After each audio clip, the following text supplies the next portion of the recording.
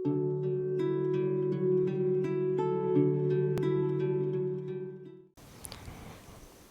शांति। 24 अक्टूबर 2021 अव्यक्त बाप दादा की रिवाइज मुरली। डेट है 11 नवंबर 1989। मुरली का टाइटल दिव्यता संगम युगी ब्राह्मणों का श्रृंगार है। बाबा कहते, आज दिव्य बुद्धि दाता, दिव्य दृष्टि दाता अपने दिव्य जन्मधारी दिव्य आत्माओं को देख रहे हैं। बाप दादा ने हर एक बच्चे को दिव्य जीवन अर्थात दिव्य संकल्प, दिव्य बोल, दिव्य कर्म करने वाली दिव्य मूर्तियां बनाया है। दिव्यता आप संगम युगी बच्चों का श्रेष्ठ श्रृंगार है। एक है साधारणता, दूसरा है दिव्यता। दिव्यता की निशानी आप सभी जानते हो। दिव्य जीवनधारी आत्मा किसी भी आत्मा को अपने दिव्य नयनों द्वारा अर्थात दृष्टि द्वारा साधारणता से परे दिव्य अनुभूति कराएगी। सामने आने से ही साधारण आत्मा अपनी साधारणता को भूल जाएगी, क्योंकि आजकल के समय अनुसार वर्तमान के साधारण जीवन से मेजॉरिटी आत्माएं संतुष्ट नहीं है। आगे चलकर ये आवाज़ सुनेंगे कि ये जीवन कोई जीवन नहीं है। जीवन में कुछ नवीनता चाहिए, अलौकिकता, दिव्यता जीवन का विशेष आधार है। ये अनुभव करेंगे। कुछ चाहिए, कुछ चाहिए, इस चाहिए की प्यास से चारों ओर ढूंढेंगे। जैसे स्थूल पानी की प्यास में तड़पता हुआ मानव चारों ओर पानी की बूंद के लिए तड़पता है, ऐसे दिव्यता की प्यासी आत्माएं चारों ओर असली लेने के लिए तड़पती हुई दिखाई देगी। तड़पती हुई कहाँ पहुँचेगी? आप सबके पास। ऐसी दिव्यता के खजाने से भरपूर बने हो। हर समय दिव्यता अनुभव होती है, वह कभी साधारणता, कभी दिव्य। बाबा कहते, जब बाप ने दिव्य दृष्टि, दिव्य बुद्धि का वरदान दे दिया तो दिव्य बुद्धि में साधारण बातें आ नहीं सकती। दिव्य जन्मधारी ब्राह्मण तन से साधारण कर्म कर नहीं सकता। चाहे देखने में लोगों के लिए साधारण कर्म हो, दूसरों के समान आप सब भी व्यवहार करते हैं व गवर्नमेंट की नौकरी करते हैं। माताएं खाना बनाती है, देखने में साधारण कर्म है, लेकिन इस साधारण कर्म में भी आपका और लोगों से न्यारा अलौकिक दिव्य कर्म हो।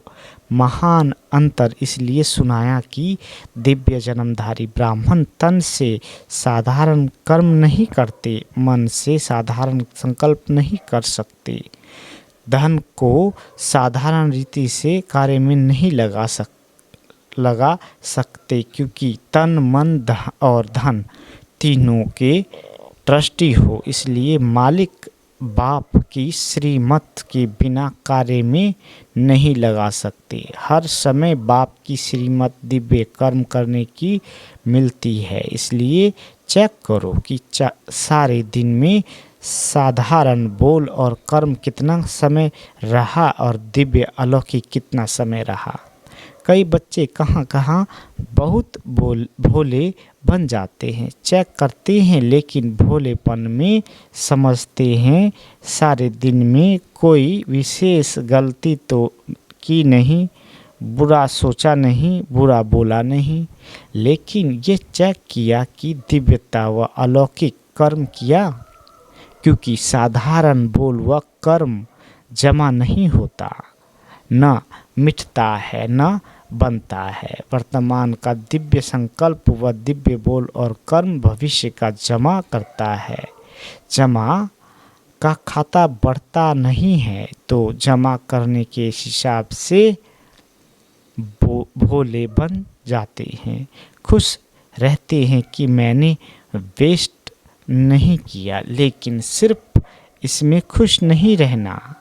हाँ, वेस्ट नहीं किया, लेकिन वेस्ट कितना बनाया, कई बार बच्चे कहते हैं, मैंने आज किसी को दुख नहीं दिया, लेकिन सुख भी दिया, दुख नहीं दिया। इससे वर्तमान अच्छा बनाया, लेकिन सुख देने से जमा होता है।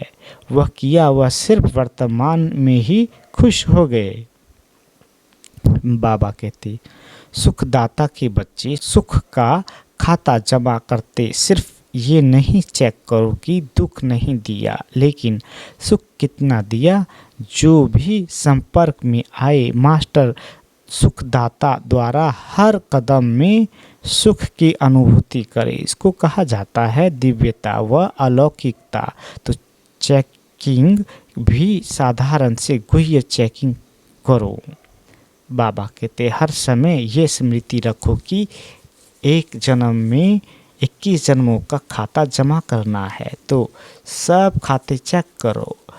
तन से कितना जमा किया, मन के दिव्य संकल्प से कितना जमा किया, और धन को कितना श्रीमत प्रमाण श्रेष्ठ कार्य में लगाकर कितना जमा किया। जमा के खाते तरफ विशेष अटेंशन दो, क्योंकि आप विशेषताओं, बाबा कहते, आप विशेष आत्माओं का जमा करने का समय इस छोटे से जन्म के सिवाय सारे कल्प में कोई समय नहीं है।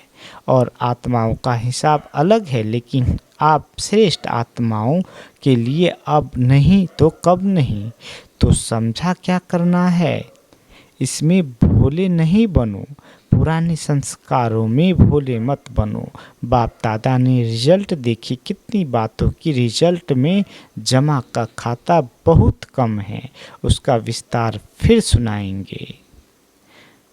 बाबा कहते, सभी स्नेह में सब कुछ भुला करके पहुंच गए हैं। बाप दादा भी बच्चों का स्नेह देख एक घड़ी के स्नेह का रिटर्न अनेक घड़ियों की प्राप्ति का देता ही रहता है। आप सभी को इतने बड़े संगठन में आने के लिए क्या क्या पक्का कराया। पहले तो पटरानी बनना पड़ेगा, 4 दिन ही रहना पड़ेगा, आना जाना ही पड़ेगा। तो सब बातें सुनते हुए भी स्नेह में पहुंच गए। ये भी अपना लक समझो जो इतना भी मिल रहा है। फिर भी जड़ मूर्तियों के दर्शन के समान खड़े खड़े रात तो नहीं बिताते हो ना। 3 पैर पृथ्वी तो सबको मिलती है ना। यहाँ भी आराम से बैठे हो। जब आगे वृद्धि होगी तो स्वतः ही विधि भी परिवर्तन होती रहेगी। लेकिन सदैव ये अनुभव करो कि जो भी मिल रहा है वह बहुत अच्छा है, क्योंकि वृद्धि तो होनी ही है और परिवर्तन भी होना ही है। तो सभी को आराम से रहना खाना मिल रहा है ना। बाबा कहते, खाना और सोना 2 चीज़ें ही चाहिए। माताओं को तो बहुत खुशी होती है, क्योंकि बनाया भोजन यहाँ मिलता है। वहाँ तो बनाओ भोग लगाओ फिर खाओ, यहाँ बना हुआ भोग लगा हुआ भोजन मिलता है। इसलिए माताओं को तो अच्छा आराम है। कुम्हारों को भी आराम मिलता है, क्योंकि उन्हों के लिए भी बड़ी प्रॉब्लम खाना बनाने की ही है। यहाँ तो आराम से बना हुआ भोजन खाया ना। सदैव ऐसी इजी रहो। जिसके संस्कार इजी रहने के होते हैं, उनको हर कार्य सहज अनुभव होने के कारण इजी रहते हैं। संस्कार टाइट है तो सरकमचांस भी टाइट हो जाते हैं। बाबा कहते, संबंध संपर्क वाले भी टाइट व्यवहार करते हैं। टाइट अर्थात खींचातान में रहने वाले। तो सभी ड्रामा के हर दृश्य को देख देख हर्षित रहने वाले हो ना। वह कभी अच्छे बुरे के आकर्षण में आ जाते हो, ना अच्छे में ना बुरे में। किसी में आकर्षित नहीं होना है, सदैव हर्षित रहना है। अच्छा, सदा हर कदम में दिव्यता अनुभव करने वाले और कराने वाले दिव्य मूर्तियों को सदा अपने जमा के खाते को बढ़ाने वाले नॉलेजफुल आत्माओं को सदा हर समस्या को इजी स्थिति द्वारा इजी पार करने वाले ऐसे समझदार बच्चों को अनेक आत्माओं के जीवन की प्यास को बुझाने वाले मास्टर ज्ञान सागर श्रेष्ठ आत्माओं को ज्ञान सागर बाप दादा का याद प्यार और नमस्ते। हम रूहानी बच्चों की रूहानी माता पिता बाप दादा को याद प्यार गुड मॉर्निंग और नमस्ते मीठे बाबा नमस्ते। बाप दादा की मुलाकात बॉम्बे ग्रुप से। बॉम्बे निवासी बच्चे सर्व खजानों से संपन्न हो ना, सदा अपने को संपन्न आत्मा हूँ ऐसे अनुभव करते हो ना। संपन्नता संपूर्णता की निशानी है। संपूर्णता की चेकिंग अपनी संपन्नता से कर सकते हो, क्योंकि संपूर्णता माना सर्व खजानों से फुल होना। जैसे चंद्रमा जब संपन्न होता है तो संपन्नता उसकी संपूर्णता की निशानी होती है। इससे और आगे नहीं बढ़ेगा। बस इतनी सी संपूर्णता है, जरा भी किनारी कम नहीं होती है। संपन्न होता है तो आप सभी ज्ञान योग धारणा सेवा सभी में संपन्न, इसी को ही संपूर्णता कहा जाता है। इससे जान सकते हो कि संपूर्णता के समीप है या दूर है। संपन्न हो अर्थात संपूर्णता के समीप हो तो सब समीप हो। कितने समीप हो? 8 तक, 100 तक या 16,000 तक या 8 की समीपता, फिर 100 की समीपता और फिर 16,000 की समीपता। कितने समीपता वाले हैं यही चेक करना है। अच्छा है, फिर भी दुनिया के कोटों से आप बहुत बहुत भाग्यवान हो। वह तड़पने वाले हैं और आप संपन्न आत्माएं हो, प्राप्ति स्वरूप आत्माएं हो। ये खुशी है ना। रोज अपने से बात करो कि हमारे सिवाय और कौन खुश रह सकता है। तो यही वरदान सदा स्मृति में रखना कि समीप है, संपन्न है। अभी तो समीप मिलना भी हो गया। जैसे स्थूल में समीप अच्छा लगता है, वैसे स्थिति में भी सदा समीप अर्थात सदा संपन्न बनो। अच्छा, गुजरात पूना ग्रुप। सभी दृष्टि द्वारा शक्तियों के प्राप्ति की अनुभूति करने के अनुभवी हो ना। जैसे वाणी द्वारा शक्ति की अनुभूति करते हो, मुरली सुनते हो तो समझते हो ना शक्ति मिली। ऐसे दृष्टि द्वारा शक्तियों की प्राप्ति के अनुभूति के अभ्यासी बने हो या वाणी द्वारा अनुभव होता है। दृष्टि द्वारा कम, दृष्टि द्वारा शक्ति कैच कर सकते हो, क्योंकि कैच करने के अभ्यासी होंगे तो दूसरों को भी अपने दिव्य दृष्टि द्वारा अनुभव करा सकते हैं। आगे चलकर वाणी द्वारा सबको परिचय देने का समय भी नहीं होगा और सरकमचांस भी नहीं होंगे। तो क्या करेंगे? वरदानी दृष्टि द्वारा महादानी, दृष्टि द्वारा महादान वरदान देंगे। दृष्टि द्वारा शांति की शक्ति, प्रेम की शक्ति, सुख व आनंद की शक्ति सब प्राप्त होती है। जड़ मूर्तियों के आगे जाते हैं तो जड़ मूर्ति बोलती है तो नहीं है ना। फिर भी भक्त आत्माओं को कुछ न कुछ प्राप्ति होती है, तब तो जाते हैं ना। कैसे प्राप्ति होती है? उनके दिव्यता के वाइब्रेशन से और दिव्य नैनों की दृष्टि को देख वाइब्रेशन लेते हैं। कोई भी देवता या देवी की मूर्ति में विशेष अटेंशन नैनों की तरफ देखेंगे, फेस चेहरे की तरफ अटेंशन जाता है, क्योंकि मस्तक के द्वारा वाइब्रेशन मिलता है। नैनों द्वारा दिव्यता की अनुभूति होती है। वह तो है जड़ मूर्तियाँ, लेकिन किसकी है? आप चैतन्य मूर्तियों की जड़ मूर्तियाँ हैं। ये नशा है कि हमारी मूर्तियाँ हैं?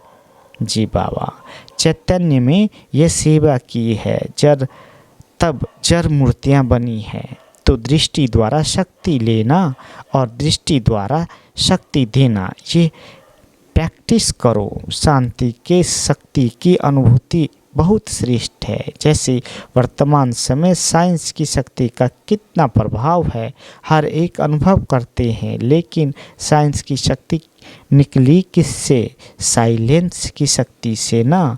जब साइंस की शक्ति अल्पकाल के लिए प्राप्ति करा रही है तो साइलेंस की शक्ति कितनी प्राप्ति कराएगी?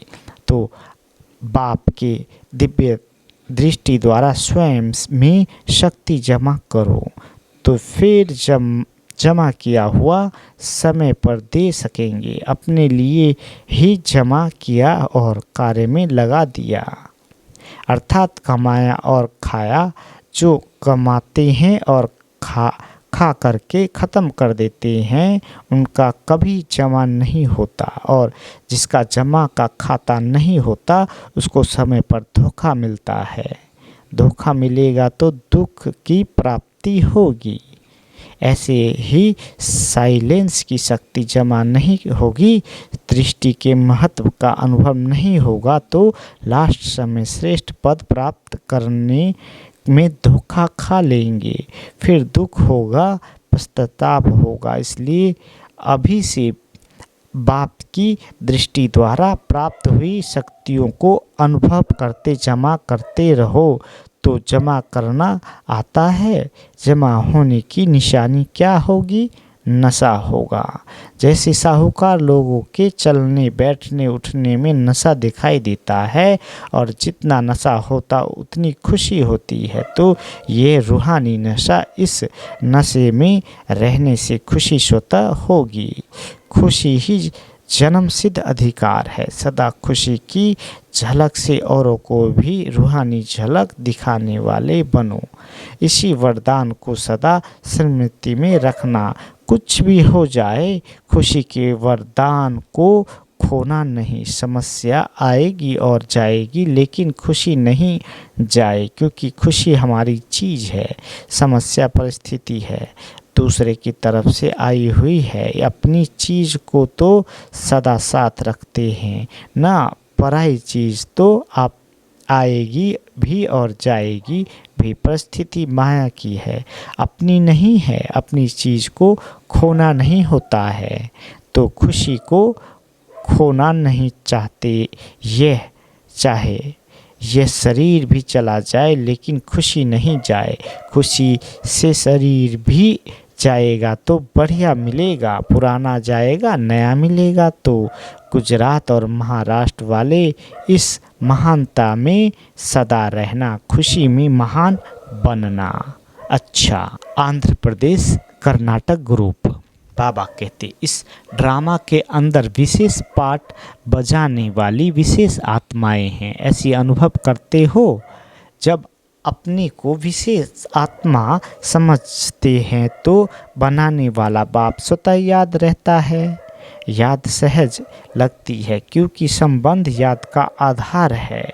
जहाँ संबंध होता है वहाँ याद स्वतः सहज हो जाती है। जब सर्व संबंध एक बाप से हो गए तो और कोई रहा ही नहीं। एक बाप सर्व संबंधी है। इस स्मृति से सहयोगी बन गए। कभी मुश्किल तो नहीं लगता। जब माया का वार होता है तब मुश्किल लगता है। माया को सदा के लिए विदाई देने वाले बनो। जब माया को विदाई देंगे तब बाप की बधाई बहुत आएगी, आगे बढ़ाएगी।